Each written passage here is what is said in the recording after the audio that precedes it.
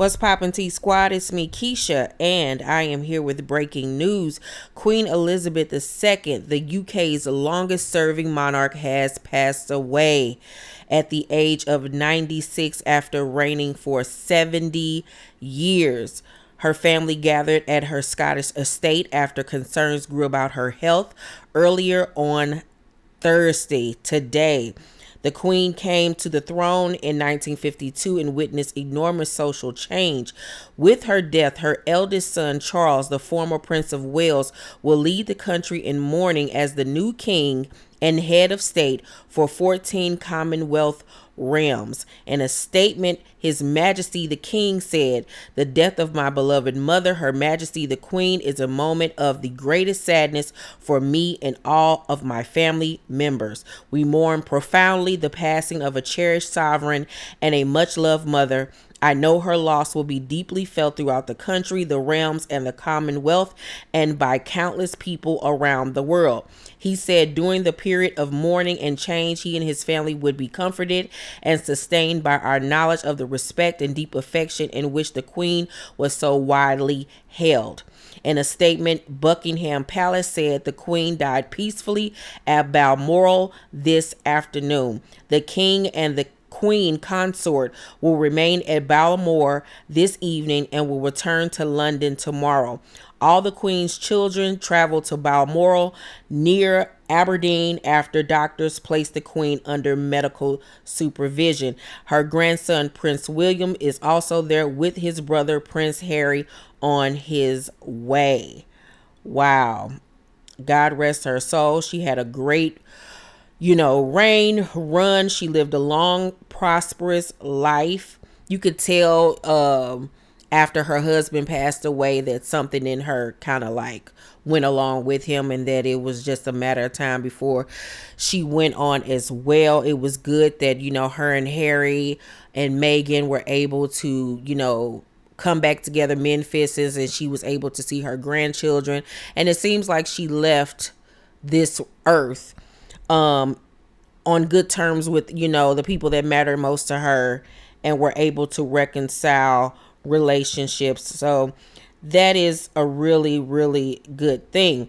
Now, as far as Prince Charles becoming king, so this is how everything will roll out. So centuries-old accession protocol states that the new sovereign succeeds to the throne as soon as his or her predecessor dies, the royal family website states.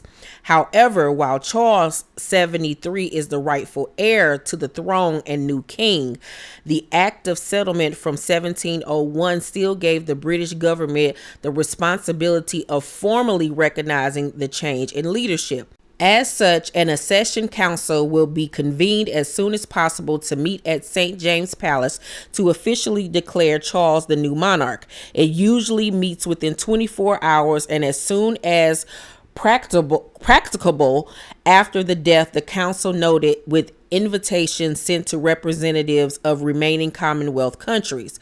Operation London Bridge, the meticulous plan to deal with the Queen's death that has been rehearsed and updated since the 1960s, calls for the council to meet at 10 a.m. Friday, according to documents obtained by Politico. Charles will not attend the first meeting, in which the council's president formally announces both the Queen's death as well as the accession proclamation declaring Charles the new sovereign. It is historically followed by the firing of guns at Hyde Park and the Tower of London. Charles only then attends a second part of the formality, traditionally starting with a personal declaration about the predecessor's death before making a declaration and oath as head of the monarchy. Charles will then travel to Scotland, Wales, and Northern Ireland to proclaim the accession in the following days in those British countries too.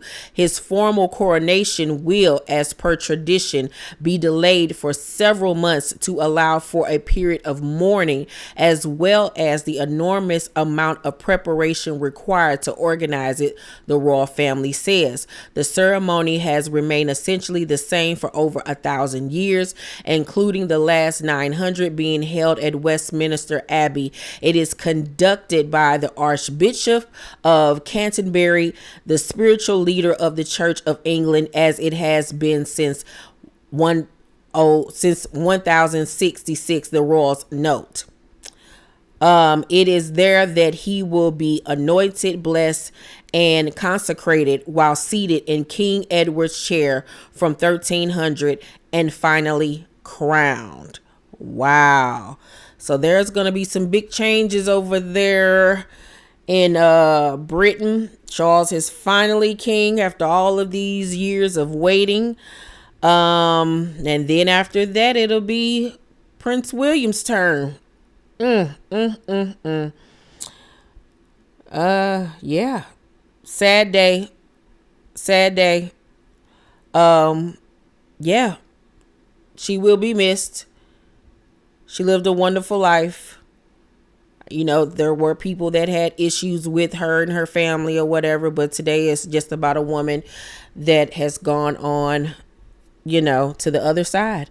And I just pray that her family is able to get through this, and that you know, the brothers can come back together. Just the whole family in general can come back together and see what's important at the end of the day, and it's, you know, everybody's health and prosperity and peace. So rest in peace, Queen Elizabeth II. Yes, let's talk down below. Let me know what you all think. Anybody that from my T Squad that is British, is from Britain, is from any of the Commonwealth countries, let me know how you all feel. How does this affect you all with the change in monarchy? Let us Americans know. Let us know down below in the comment section. Make sure you guys to thumbs up this video, like and subscribe, and hit that notification bell button. I love you, and I'll see you on the next video. Bye.